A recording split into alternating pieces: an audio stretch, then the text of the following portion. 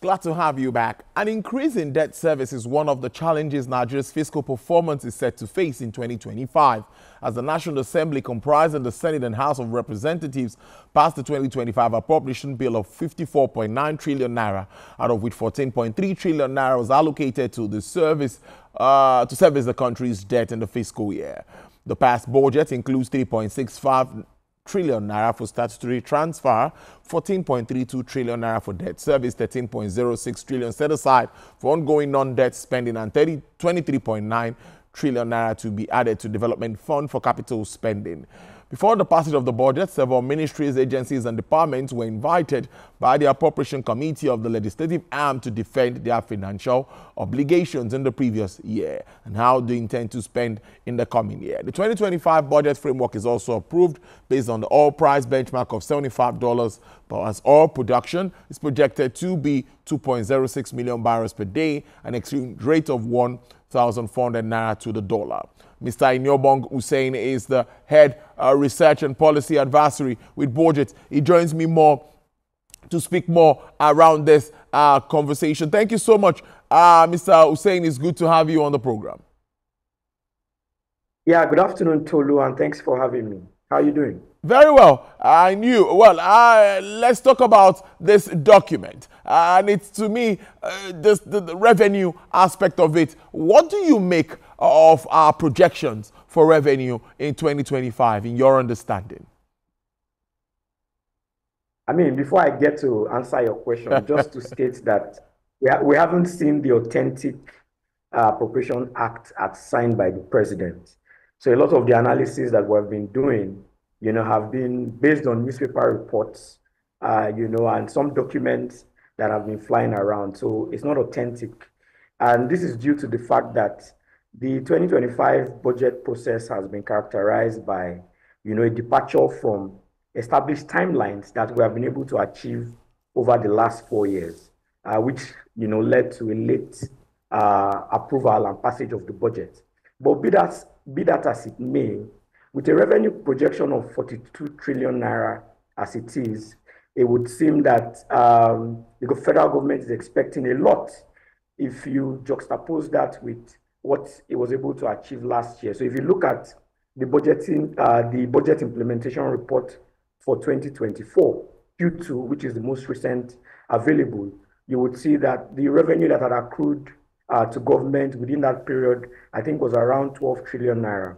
And if you multiply that by 2, it would put it at about 24 trillion naira. So projecting a revenue of 42 trillion naira, it's almost like 100% increase from, what you must have realized in 2024, if you prorate that.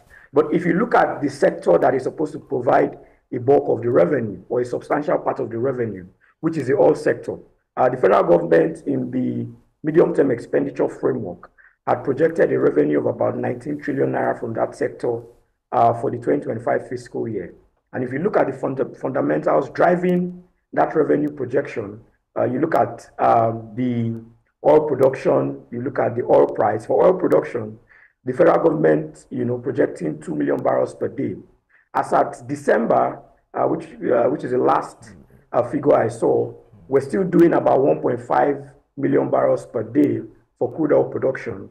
If you add, condensates of, a little around 200,000 barrels per day, it brings it to about 1.7 million barrels per day.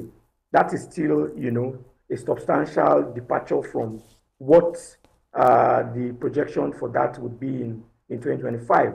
And if you also look at oil price, the benchmark at $75 per barrel, I watched you in an earlier session, say that Brent crude is doing $70 per barrel as we speak, meaning that at this point in time, we're already doing $5 below the price for crude, which would also have a significant impact on expected revenues from crude oil.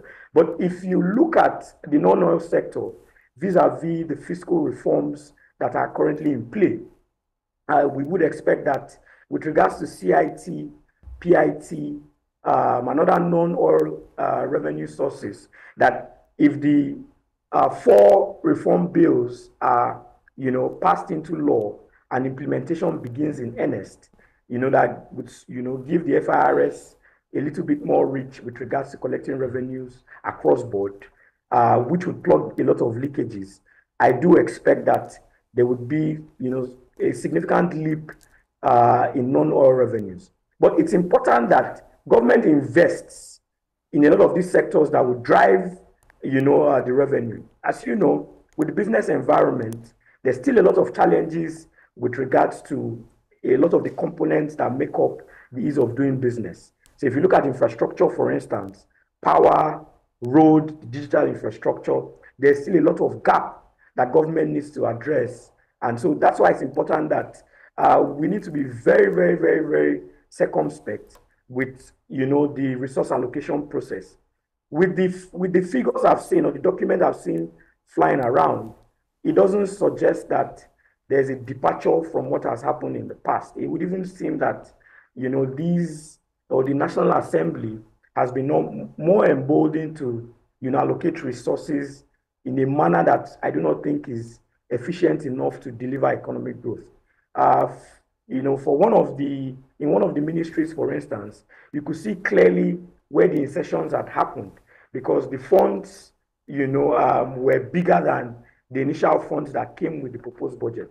And for an agency like the OGI Cooperative, or the one of those agencies under the Ministry of Agri, we saw a quantum leap, of almost 300 billion from the proposed budget to the approved budget. If you juxtapose that also with the budget of the Federal Ministry of Agri and Food Security, there's only a difference of about 20 billion.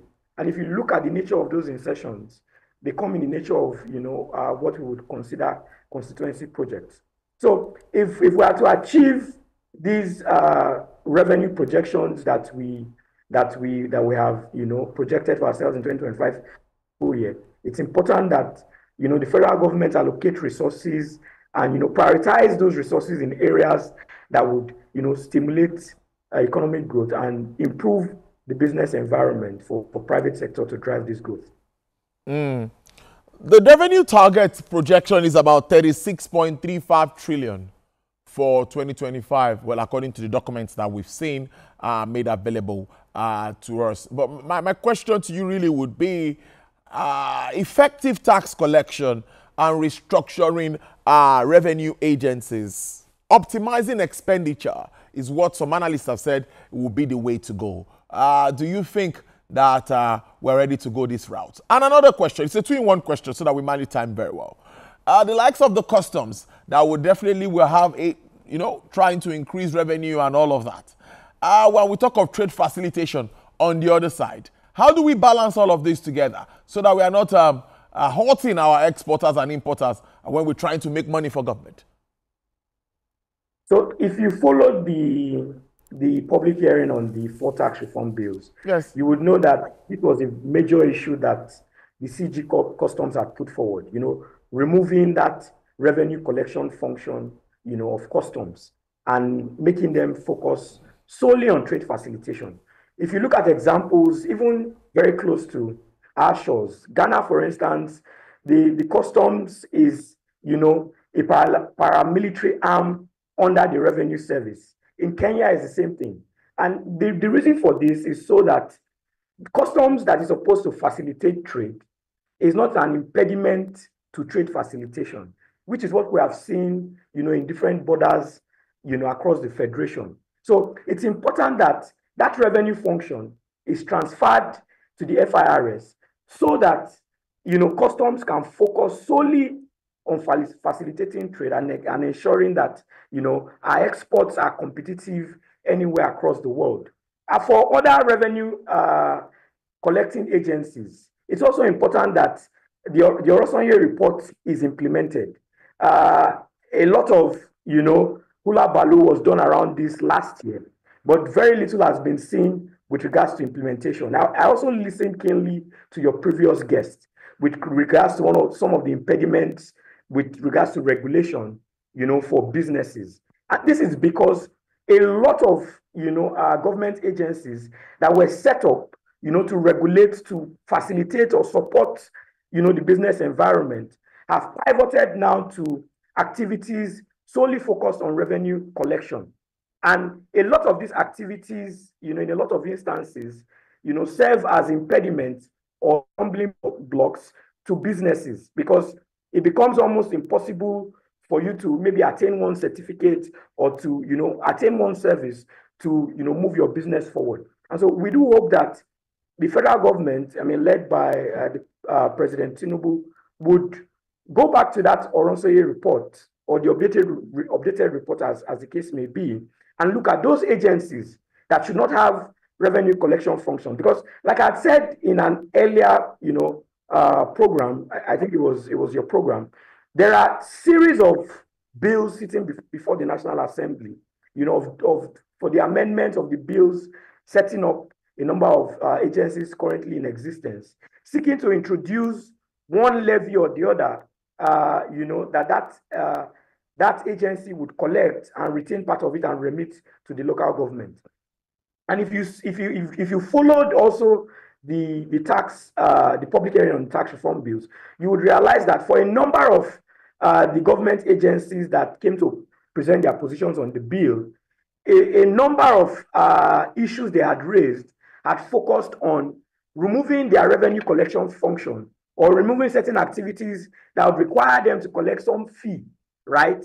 And placing that either in the FIRS or completely scrapping those functions. And so this just gives you a sense of, how introducing revenue collection functions to agencies that should be facilitating economic activities or facilitating trade, as the case may be, or regulating the business environment to ensure that there's a level playing field for all the market participants to play equitably, have moved to, revenue generation, as the case may be. But that needs to stop if, the key policy thrusts of this Tinubu administration would be achieved.